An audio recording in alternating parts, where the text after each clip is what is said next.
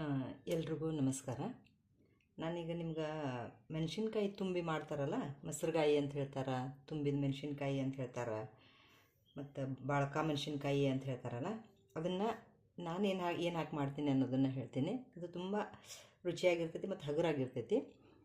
ಅದನ್ನು ಸ್ವಲ್ಪ ನಿಮ್ಗೆ ಹೇಳ್ತೀನಿ. ನಾನು ಹೇಗೆ ಮಾಡೋದು, ಅದಕ್ಕೆ ಏನೇನು ಬೇಕಾಗಬೇಕು ಅಂತೆಲ್ಲ ತಿಳಿಸ್ಕೊಡ್ತಾಯಿದ್ದೀನಿ. ಈಗ ನಾನು ಇದು ಮೆಣಸಿನ್ಕಾಯಿನ ಇದು ಚಾಕುವಿಂದ ಈ ಥರ ಕಟ್ ಮಾಡ್ಕೊತೀನಿ.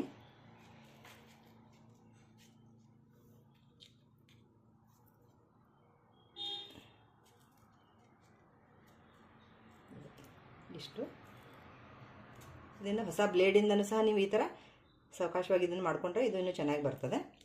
ಚಾಕುವಿಂದನೂ ಮಾಡ್ಬೋದು. ಈ ಥರ ನಾನು ಇವನ್ನೆಲ್ಲನೂ ಈಗ ಕಟ್ ಮಾಡಿಕೊಂಡೆ ಇಟ್ಕೊಂಡಿದ್ದೀನಿ.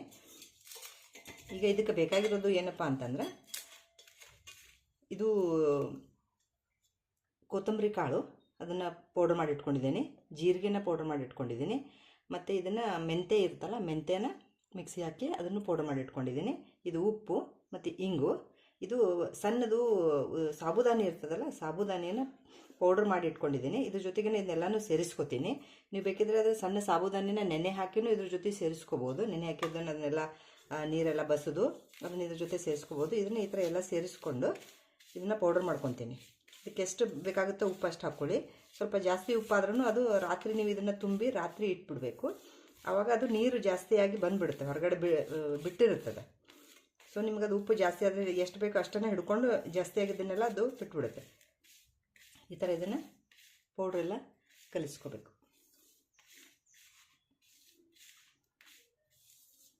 ಇದಕ್ಕೆ ಬೇಕಾದರೆ ನೀವು ಇದು ಸಾಬುದಾನಿ ನಾನು ಪೌಡ್ರ್ ಮಾಡಿ ಹಾಕ್ಕೊಂಡಿದ್ದೀನಲ್ಲ, ನೀವು ಅದನ್ನು ಹಂಗೇ ನೆನೆ ಹಾಕಿದ್ದನ್ನು ಹಾಕ್ಕೋಬೋದು. ಅಥವಾ ಸಾಬುದಾನಿ ಇಲ್ಲದೆ ಅದಷ್ಟೇ ಪೌಡ್ರ್ ಅಷ್ಟೇ ಮಾಡ್ಬೋದು. ಧನಿಯಾ ಪೌಡ್ರು, ಜೀರಿಗೆ ಪೌಡ್ರು, ಮೆಂತ್ಯ ಪೌಡ್ರು ಮತ್ತು ಇಂಗು, ಉಪ್ಪು ಸೇರಿಸ್ಕೊಂಡು ಅಷ್ಟೇ ಹಾಕಿ ತುಂಬಿದ್ರೂ ಅದು ತುಂಬ ಹಗುರಾಗಿ ರುಚಿಯಾಗಿರ್ತದೆ. ಈ ಥರ ಸಿಳಿರೋದು ಇದನ್ನು ಮೆಣಸಿನ್ಕಾಯಿಗೆ ಈ ಥರ ತುಂಬಿಕೊಂಡು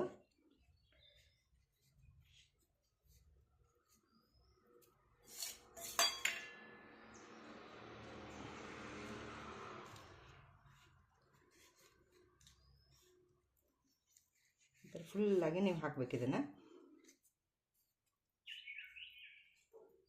ಈ ಥರ ನೀವು ತುಂಬಿ ಇದನ್ನು ರಾತ್ರಿ ಇದನ್ನು ಮುಚ್ಚಿ ಇಟ್ಬಿಡಬೇಕು. ಒಂದು ದಿವಸ ಇದನ್ನು ಇಡಬೇಕು ಮುಚ್ಚಿ. ಆಮೇಲೆ ಅದಕ್ಕೆ ಜಾಸ್ತಿ ಇರೋದು ಉಪ್ಪೇನಾದರೂ ಜಾಸ್ತಿ ಆಗಿದ್ರೆ ಅದೆಲ್ಲ ನೀರು ಬಿಟ್ಟು ಹೊರಗಡೆ ಬಂದಿರ್ತದೆ. ಅವಾಗ ನೀವು ಬೆಳಗ್ಗೆ ಇದನ್ನೆಲ್ಲ ತೆಗೆದು ಒಂದು 3-4 ದಿವಸ ಬಿಸಿನಲ್ಲಿ ಒಣಗಿಸಿಬಿಟ್ರೆ ಆಮೇಲೆ ಕರಿಲಿಕ್ಕೆ ರೆಡಿ ಆಗುತ್ತೆ. ತುಂಬ ರುಚಿಯಾಗಿರ್ತದೆ. ಇದ್ರ ಜೊತೆ ನೀವು ಇದನ್ನು ಸಾಬುದಾನಿ ಪೌಡ್ರ್ ಹಾಕೋದಕ್ಕಿಂತನೂ ನೀವು ಅದಕ್ಕೆ ಚುರ್ಮರಿ, ಮಂಡಕ್ಕಿ ಅಂತಿರಲ್ಲ, ಅದನ್ನು